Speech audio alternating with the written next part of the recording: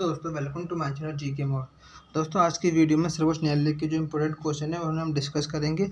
साथ ही साथ जो आने वाली परीक्षाओं में पूछे जाएंगे इन्हीं को ध्यान में रखते हुए ये बनाया गया है। और जो पिछले प्रीवियस एग्ज़ाम में अनेक एसएससी सीडीएस और जो आपके सीजीएल एमटीएस रेलवे जितने भी एग्ज़ाम में इन सबको हमने क्वेश्चन सेलेक्ट करके बनाए हैं। भारतीय संघ के किस भाग में संघीय न्यायपालिका का उल्लेख है? तो दोस्तों पहले का आंसर है आपका डी, यानी कि ऑप्शन नंबर डी। सर्वोच्च न्यायालय का उल्लेख किस में किया गया है? भाग 5 में।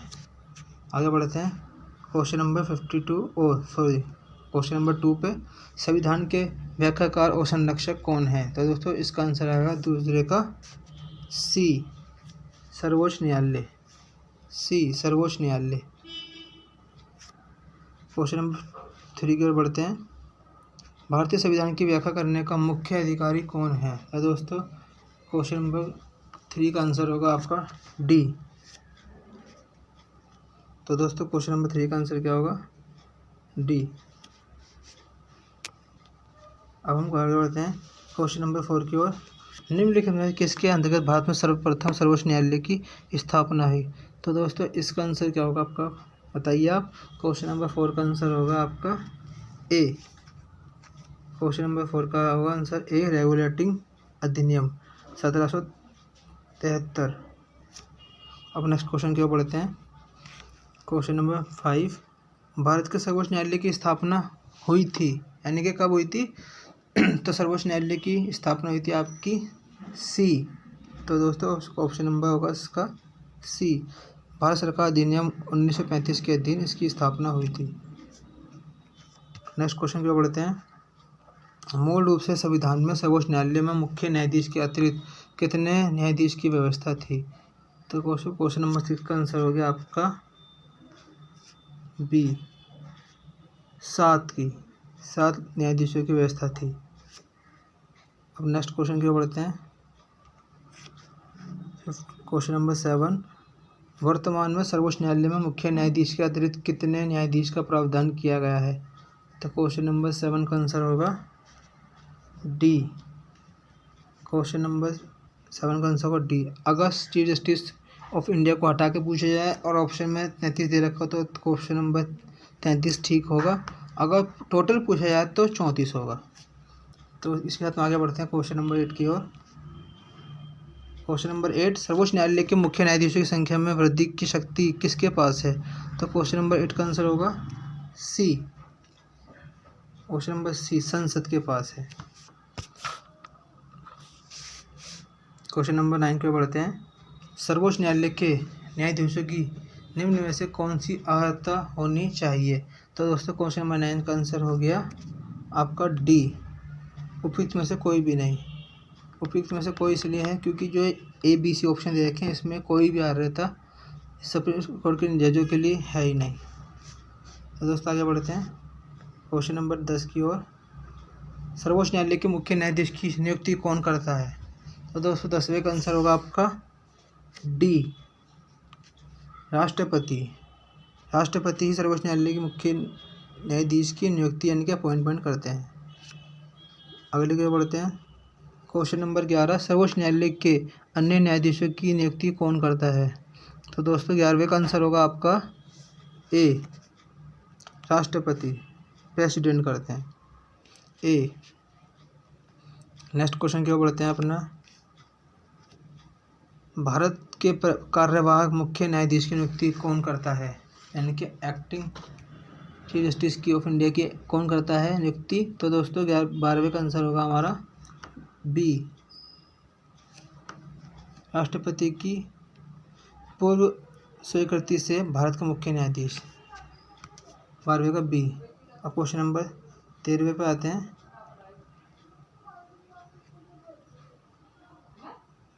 राष्ट्रपति सर्वोच्च न्यायालय के अन्य न्यायाधीशों की नियुक्ति में किसके परामर्श करते हैं? तो दोस्तों 13वें का आंसर होगा आपका ए, सर्वोच्च न्यायालय के मुख्य न्यायाधीश से प्रेसिडेंट विचार विमर्श करते हैं। तो नेक्स्ट क्वेश्चन की बढ़ते हैं। क्वेश्चन नंबर 14, सर्वोच्च न्यायालय में तदर्थ न्यायाधीशों की नियुक्ति किस देश के न्याय प्रणाली से प्रेरित है? तो दोस्तों क्वेश्चन नंबर 14 का आंसर होगा आपका D, France. France, D. Next question की ओर बढ़ते हैं अपने। क्वेश्चन नंबर 15, भारतीय संविधान में तदर्थ न्यायाधीशों की नियुक्ति का प्रावधान है? तो दोस्तों क्वेश्चन नंबर 15 का आंसर होगा डी, इनमें से सभी में, यानी कि सर्वोच्च न्यायालय में भी है, उच्च न्यायालय में, जनपद एवं सत्र न्यायालय में, इसलिए option number D. Next question की ओर बढ़ते हैं। सर्वोच्च न्यायालय में तदर्थ न्यायाधीशों की नियुक्ति होती है जब, तो दोस्तों 16 का आंसर आएगा आपका डी, न्यायालय के किसी सत्र के लिए न्यायाधीशों का कोरम पूर्ति नहीं होता। क्वेश्चन नंबर 17 का बढ़ते हैं। सर्वोच्च न्यायालय में तदर्थ न्यायाधीशों की नियुक्ति कौन कर सकता है? तो दोस्तों 17वें का आंसर होगा आपका डी, राष्ट्रपति की अनुमति प्राप्त कर सर्वोच्च न्यायालय का मुख्य न्यायाधीश। डी, 17वें का डी। अब नेक्स्ट क्वेश्चन की ओर बढ़ते हैं। क्वेश्चन नंबर 18, सर्वोच्च न्यायालय में न्यायाधीश नियुक्ति होने के लिए व्यक्ति को कम से कम कितने वर्ष उच्च न्यायालय का एडवोकेट होना चाहिए? तो दोस्तों 18वें का आंसर आएगा आपका बी। क्वेश्चन नंबर 19 का, भारत के सर्वोच्च न्यायालय का एक न्यायाधीश कितनी उम्र तक अपने पद पर बना रह सकता है? तो 19वें का आंसर आएगा आपका ए, 19वें का आंसर आएगा 65 वर्ष तक, यानी कि सुप्रीम कोर्ट के जज है 65 वर्ष की आयु तक ये अपने पद पर बने रह सकते हैं, यानी कि रिटायरमेंट एज क्या है 65। और वहीं हाई कोर्ट के रिटायरमेंट के जजों की रिटायरमेंट एज क्या है? तो इसका आंसर आएगा 62। तो आप ऑप्शन में देख के आंसर को सही देख सकते हैं। सुप्रीम कोर्ट की 65 वर्ष और हाई कोर्ट की 62 वर्ष। तो दोस्तों नेक्स्ट क्वेश्चन की ओर बढ़ते हैं। उच्चतम न्यायालय के न्यायाधीशों की सेवानिवृत्ति की आयु है? तो दोस्तों 20वें का आंसर क्या होगा आपका? देखिए ऑप्शन नंबर 20वें का आंसर होगा आपका ए, 65 वर्ष। ए, 65 वर्ष। अब क्वेश्चन नंबर 21 की ओर बढ़ते हैं। सर्वोच्च न्यायालय का मुख्य न्यायाधीश कितने वर्ष तक कार्यरत रहता है? सर्वोच्च न्यायालय, तो दोस्तों इसका आंसर देखिए, इसका आंसर मैंने आपको पहले बताया कि क्वेश्चन लगा था इसमें रिपीट देना, ताकि एज वाइज आपको जो कन्फ्यूजन क्रिएट होती है उसको क्लियर किया जा सकता है। अब बताइए इसमें कौन सा आंसर है? सही सब पहचाना आपने। मैंने ऐसे आपको पहले बताया 65 वर्ष है, 65 ऑप्शन में नहीं है, तो इसका आंसर होगा डी। क्वेश्चन नंबर 22 की ओर बढ़ते हैं। सर्वोच्च न्यायालय के न्यायाधीश को उससे पद से केवल किन प्रमाणित आधारों पर हटाया जा सकता है? तो दोस्तों 22 का आंसर होगा सी, यानी कि कदाचार होने पर भी हटाया जा सकता है और असमर्थता पे, यानी कि इसलिए ऑप्शन नंबर सी आंसर सही होगा। अब क्वेश्चन नंबर 23 की ओर बढ़ते हैं। सर्वोच्च न्यायालय के न्यायाधीश को कदाचार और असमर्थता के प्रमाणित आधारों पर संसद किस तरह महाभियोग का प्रस्ताव पारित कर सकती है? तो 23 का आंसर होगा आपका सी।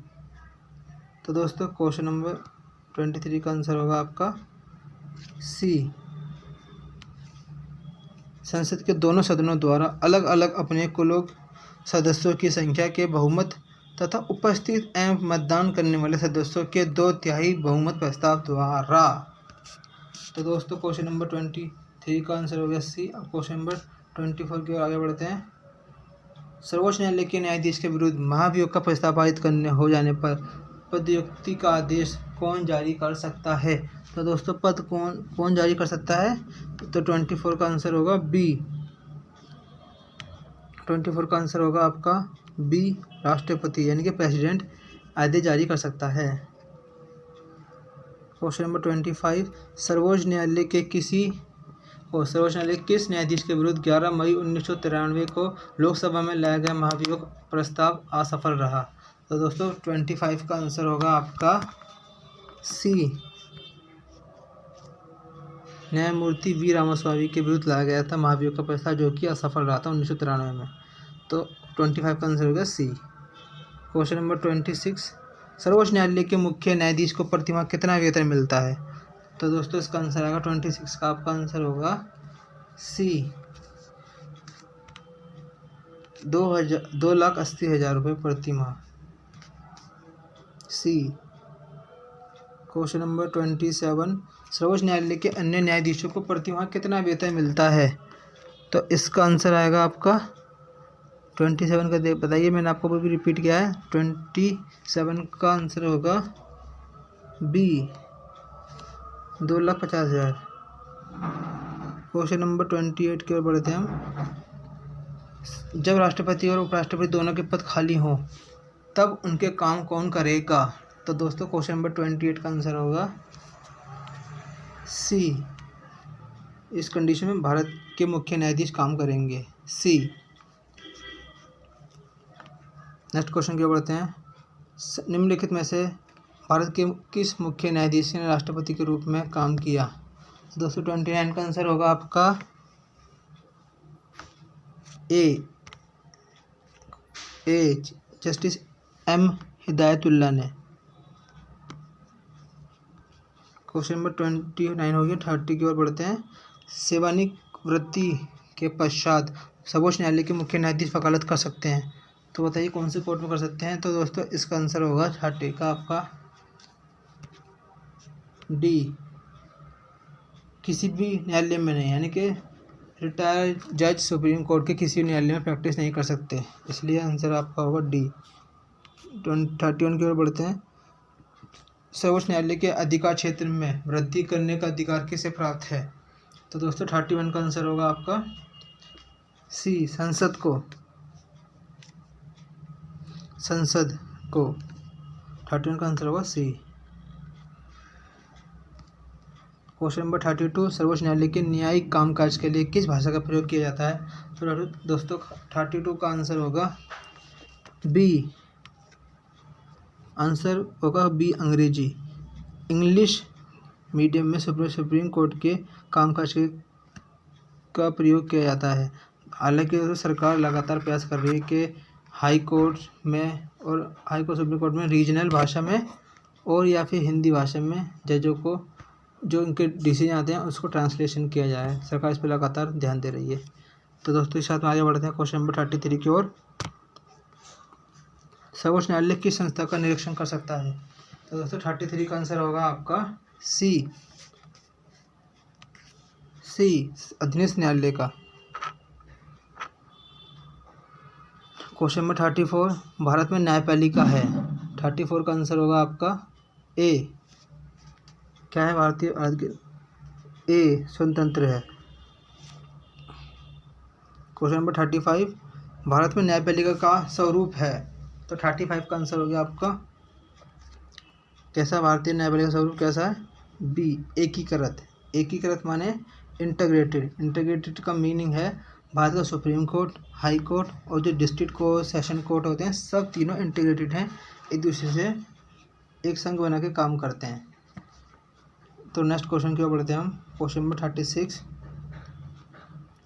राष्ट्रपति और उपराष्ट्रपति के निर्वाचन में विवादों के मामलों को किसको प्रस्तुत किया जाता है?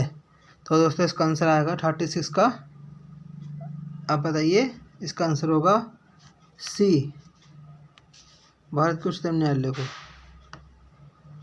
अब हम नेक्स्ट क्वेश्चन की ओर बढ़ते हैं। क्वेश्चन नंबर 37, राष्ट्रपति और उपराष्ट्रपति से संबंधित चुनाव विवादों को सुलझाने का अधिकार उच्चतम न्यायालय को है, यह उसका कौन सा अधिकार है? तो बताइए इन सब ऑप्शन में से।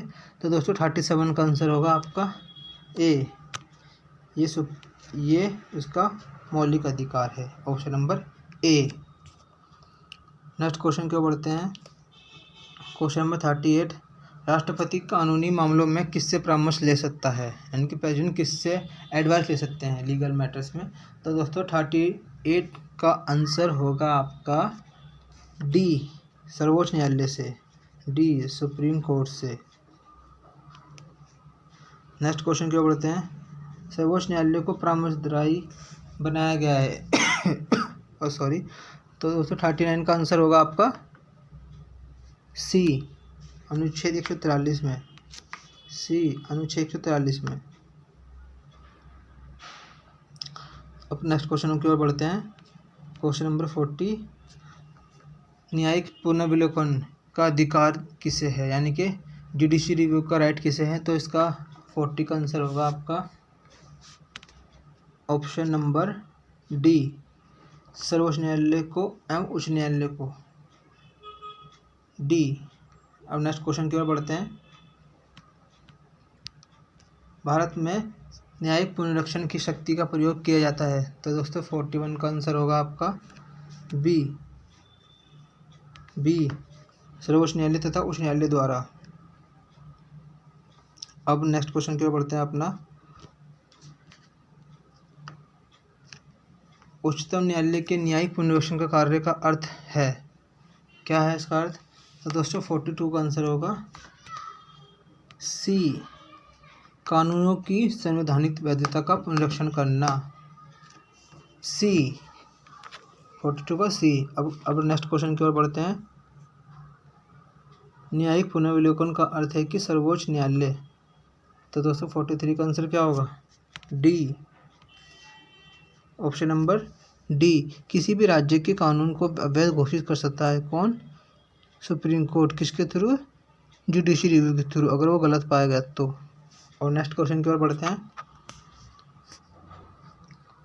44 क्वेश्चन नंबर, न्यायिक पुनर्विलोकन में न्यायालय को निम्नलिखित अधिकार प्राप्त हैं। तो कौन से अधिकार प्राप्त हैं 44 के तहत। तो दोस्तों क्वेश्चन नंबर 44 का आंसर होगा ए, यदि कोई कानून या आदेश संवैधानिक के विपरीत हो तो उसे असंवैधानिक घोषणा करना, यानी कि अनकॉन्स्टिट्यूशनल घोषित कर सकता है सुप्रीम कोर्ट अगर किसी कानून में कोई भी आदेश संविधान के विपरीत पाया गया तो। दोस्तों 44 का ए। क्वेश्चन नंबर 45 की ओर बढ़ते हैं। न्यायिक पुनर्विलोकन की व्यवस्था डैश है। तो दोस्तों 45 का आंसर हो गया सी, भारत और यूएसए में न्याय पुनर्विलोकन की व्यवस्था है, इसलिए ऑप्शन नंबर सी सही होगा। नेक्स्ट क्वेश्चन की ओर बढ़ते हैं। केंद्र और राज्यों के विवादों का समाधान करना सर्वोच्च न्यायालय के किस क्षेत्राधिकार के अंतर्गत आता है, वह है। तो 46 का आंसर होगा आपका डी, प्रारंभिक क्षेत्राधिकार के अंतर्गत आता है। 46 का होगा ऑप्शन नंबर डी। अब 47 क्वेश्चन नंबर, निम्नलिखित में से किस मामले को उच्च न्यायालय में प्रत्यक्ष रूप से दाखिल नहीं किया जा सकता है, दो अथवा अधिक राज्यों के बीच। तो दोस्तों 47 का आंसर क्या होगा, ए, दो अथवा अधिक राज्यों के बीच का विवाद जो होगा वो सुप्रीम कोर्ट में दाखिल नहीं किया जा सकता है। क्वेश्चन नंबर 48 की ओर बढ़ते हैं। जनहित याचिका दायर की जा सकती है। तो दोस्तों 48 का आंसर होगा आपका सी, यानी कि सुप्रीम कोर्ट में भी होने पर और सर्वोच्च न्यायालय के मामले में भी दायर याचिका की जा सकती है। तो जनहित याचिका दायर की जा सकती है दोनों में, इसलिए ऑप्शन नंबर सी आंसर सही होगा इसका। नेक्स्ट क्वेश्चन की ओर बढ़ते हैं। सर्वोच्च न्यायालय किसे हटाने के लिए राष्ट्रपति से सिफारिश कर सकता है। तो इसका आंसर होगा दोस्तों 49 का आपका बी, संघ लोक सेवा आयोग के अध्यक्ष और सदस्यों को हटाने के लिए सर्वोच्च न्यायालय राष्ट्रपति से सिफारिश कर सकता है। अब ये ऑप्शन नंबर और क्वेश्चन नंबर 50, सर्वोच्च न्यायालय में कौन सा प्रलेख जारी नहीं कर सकता। तो दोस्तों 50 का आंसर होगा आपका बी, निषेधाज्ञा सुप्रीम कोर्ट जारी नहीं कर सकता है। दोस्तों यह है आपका आज का वीडियो। दोस्तों इसका पार्ट 1 है, इसमें 1-2 पार्ट और हैं।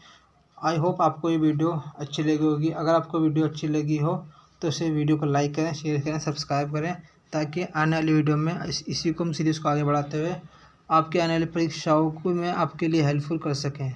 दोस्तों इसी के साथ नमस्कार।